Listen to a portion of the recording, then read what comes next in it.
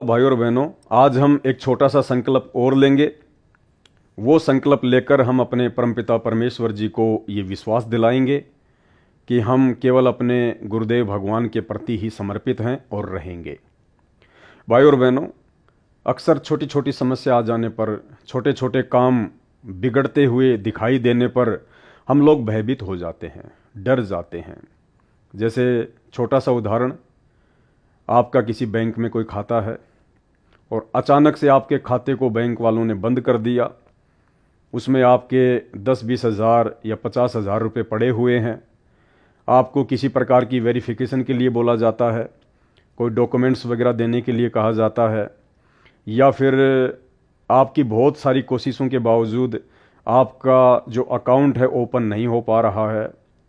तो ऐसी स्थिति में 99% लोग बैंक में जाकर, और जो बैंक कर्मी होते हैं, जो स्टाफ होता है, उसके आगे गिड़गिड़ाने लग जाते हैं, हाथ जोड़ने लग जाते हैं कि सर मैं गरीब आदमी हूँ, सर मेरा खाता चालू कर दीजिए। या फिर हाथ जोड़कर कहते हैं सर आपकी बहुत बड़ी मेहरबानी होगी, सर सर मेरा खाता चालू कर दीजिए। यानी हर प्रकार से हम उनसे प्रार्थनाएं करते हैं, रिक्वेस्ट करते हैं। भाई और बहनों, अब हमने इस प्रकार की प्रार्थनाएं और ये रिक्वेस्ट छोड़नी पड़ेंगी। हमने ये हाथ केवल अपने परमपिता परमेश्वर सतगुरु रामपाल जी भगवान के आगे ही जोड़ने हैं। चाहे कोई भी समस्या क्यों ना आ गई हो, आप जिस कंपनी में काम करते हैं उस कंपनी का मालिक या ठेकेदार आपको समय पर तनख्वाह नहीं दे रहा है, आपको आगे से आगे टाइम दे रहा है और आपको पैसे की सख्त ज़रूरत है, लेकिन आपने अब उसके आगे गिड़गिड़ाना नहीं है, उसके आगे हाथ नहीं जोड़ने कि सर मैं तो बहुत गरीब आदमी हूँ, मैं तो रोज़ कमाता हूँ, रोज़ खाता हूँ, सर आपसे हाथ जोड़ता हूँ, आप मुझे मेरे पैसे दे दीजिए। सर मेरे घर में आटा नहीं है, सर आप पैसे नहीं देंगे तो सर मुझे भूखा सोना पड़ेगा। हमने उनके आगे बिल्कुल भी नहीं गिड़गिड़ाना है। हाथ जोड़कर हमने किसी भी प्रकार की समस्या के समाधान के लिए उनसे प्रार्थना नहीं करनी है। अगर कोई भी समस्या आती है, कोई भी संकट आता हुआ हमें दिखाई देता है, तो भाई और बहनों, हमने केवल अपने दरबार साहिब में अपने गुरुदेव भगवान को दंडवत करके उन्हीं से प्रार्थना करनी है कि हे परमपिता परमेश्वर, हे गुरुदेव भगवान, वैसे तो आप अंतर्यामी हैं, परमात्मा सर्वशक्तिमान है, आप कुछ भी कर सकते हैं परमेश्वर। हे परमात्मा, आपके बच्चे का एक छोटा सा काम अटक गया है, आप जानी जान है, अंतर्यामी है परमेश्वर, आप सब कुछ जानते हैं, फिर भी परमात्मा मैं आपके सामने ये प्रार्थना करके दुष्टता कर रहा हूँ। और जो भी आपका काम बिगड़ा हुआ है, जो भी आपकी समस्या है, आप अपने गुरुदेव को दंडवत करके उनके आगे हाथ जोड़ के, नाक रगड़ के आप उनसे प्रार्थना कीजिए। आप उनसे कहिए कि परमात्मा सब कुछ आपकी आंखों के सामने है, परमेश्वर जो आपके दास के हित में हो वो कीजिए। यानी विशेष प्रार्थना हाथ जोड़कर केवल हमने अपने गुरुदेव भगवान से करनी है। बाकी जहाँ भी आप काम करते हैं, आप केवल अपना हक मांगिए। आप उन्हें कहिए कि सर देखिए, मैं लगातार 2 महीने से या 3 महीने से आपकी कंपनी में काम कर रहा हूँ, और सर मेरा जो परिवार है वो केवल मेरी इसी तनख्वाह के आधार से चलता है, और सर आप पिछले 1 महीने से मुझे मेरी तनख्वाह नहीं दे रहे हैं, सर आपको देनी चाहिए। मैं आपके यहाँ काम कर रहा हूँ, मैं आपसे फ्री में नहीं प्राप्त कर रहा।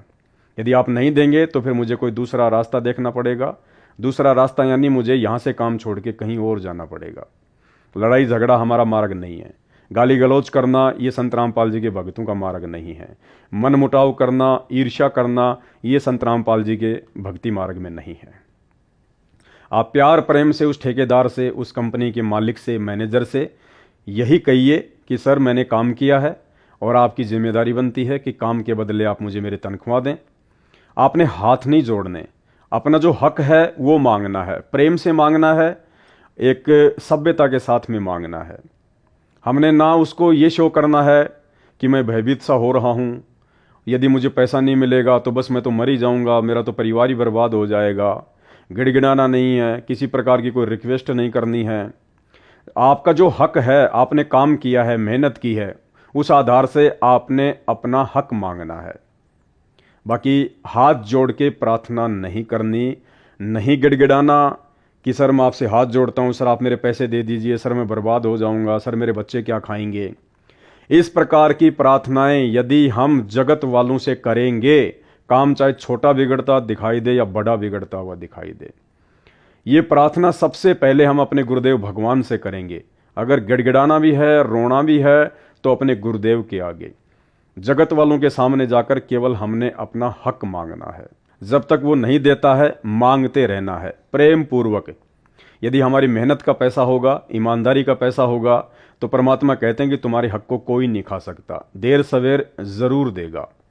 तो भाई और बहनों, ठीक इसी प्रकार बैंक में या अन्य किसी संस्था में यदि हमारा कोई काम बिगड़ता हुआ दिखाई दे रहा है, तो हमने वहाँ के स्टाफ के आगे हाथ नहीं जोड़ने, प्रार्थना नहीं करनी है, केवल हमने फॉर्मेलिटीज को पूरा करना है।